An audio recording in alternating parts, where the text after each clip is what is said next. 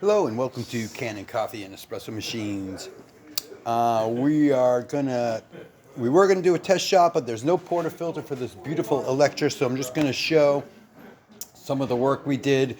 We fixed a leak and reset the gauge. There was a leak over here at the steam valve and also right on the tank, and we rewired to make sure everything was wired correctly. We have a nice new modern light. The light goes off when the machine is ready, and through this test we're gonna hope we can see that. So just get a little water coming through the group head. There we go. What a nice machine with a spring loaded. Let's see if we can. Oh, there we go.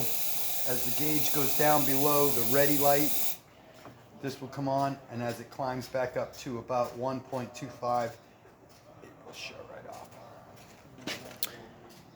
Thank you very much for repairing with Kanen Coffee and Espresso Machines. Please like this video, and if you'd like to see more videos like this, please like and subscribe to our page. Thank you very much.